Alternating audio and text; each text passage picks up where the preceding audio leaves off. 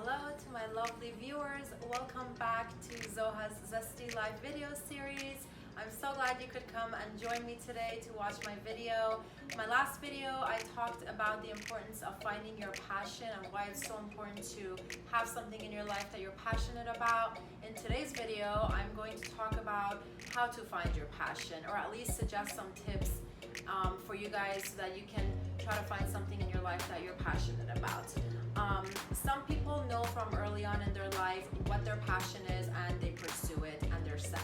For others like me, it takes a while to figure out what that passion is and what they're passionate about. For example, I didn't know that fashion would become a passion of mine, and it didn't come early on. It actually didn't really interest me until probably around college, and then a little bit after college.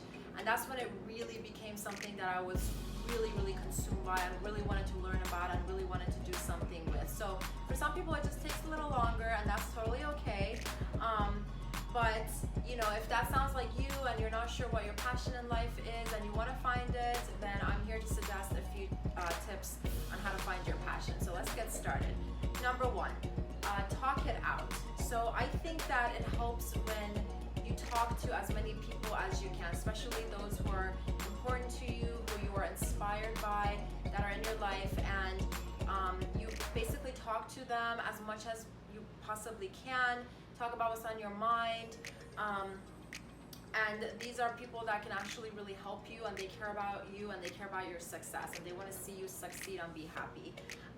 It only takes one conversation, in my opinion, to turn on a light bulb in your head, and it'll just go ding, and you'll be like, oh my gosh, that's it, I have to do something about that, or that's something I want to pursue.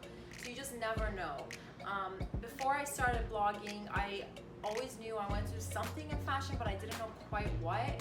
And I talked to a lot of people who were around me, and then one conversation came up that was about blogging, and I had no idea what a blog was, like zero knowledge on it.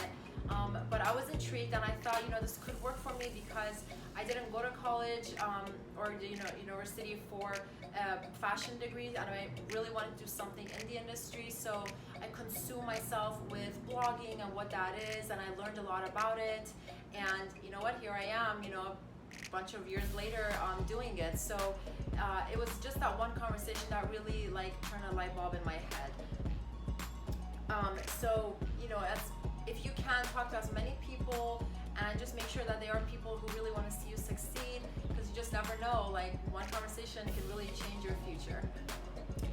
Number two, try new things. I know it's easier said than done, but it's so important. Our likes and dislikes often come from trying new things. If you don't try something new, how would you know if you love it or you absolutely hate it? And the older we get, it seems like the more cautious we become in life to try new things, and sometimes we're scared to try new things, whereas when we're younger, we're just a little more free and careless and we try new things. So I urge you to turn those cautions and those fears into yeses. So you say yes to new experiences, say yes to trying new things, because you just have to.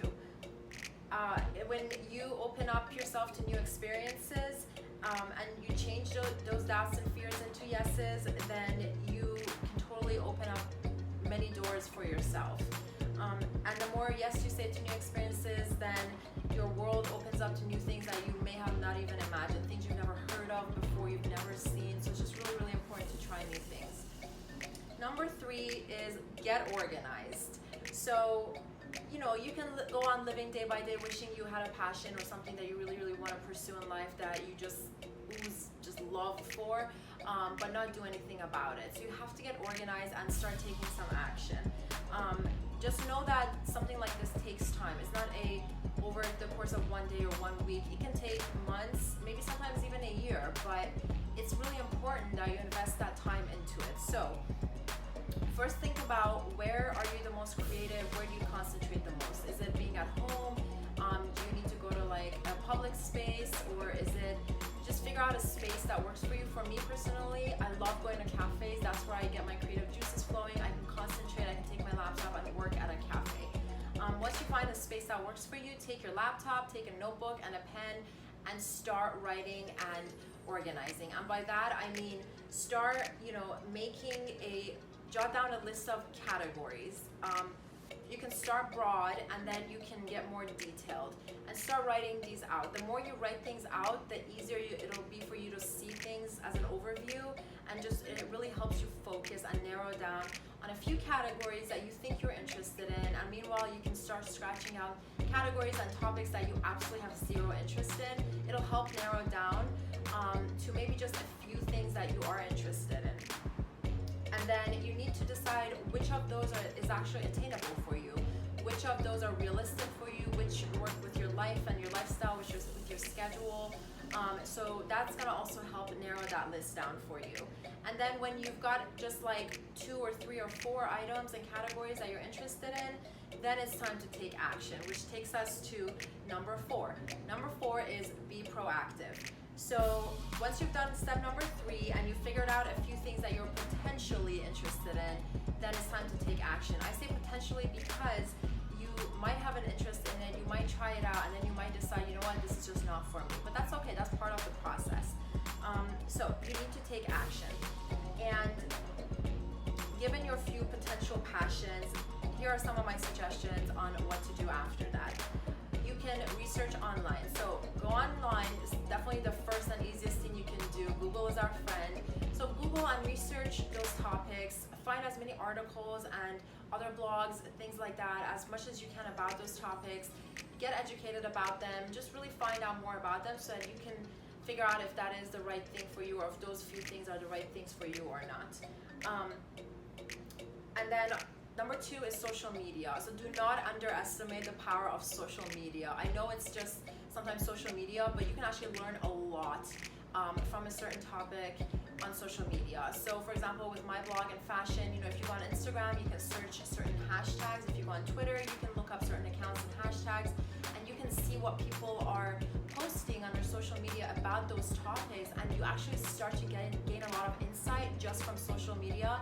It's incredible. And sometimes you might run into certain accounts that really intrigue you, and it can just go uphill from there. So don't underestimate the power of social media. There's a lot you can learn on there. And then number 3 is join meetups. Like, there are so many meetups out there. There are so many websites that offer meetups that share your interests. So whether they're hobbies or sports or whatever it is, there's always a meetup group for it. Find those, see when they're meeting, and go to one. Take that action. It could be intimidating, it could be scary, it could be nerve-wracking, but it can also be really exciting, and it gives you the potential not only to learn more about a certain topic that you're potentially interested in, but it also allows you to meet new people. So you'll make friends, and you'll meet people who are also passionate about that specific topic, and you can gain a lot of insight from those people so that you can really see if that specific topic or category is actually the right thing for you.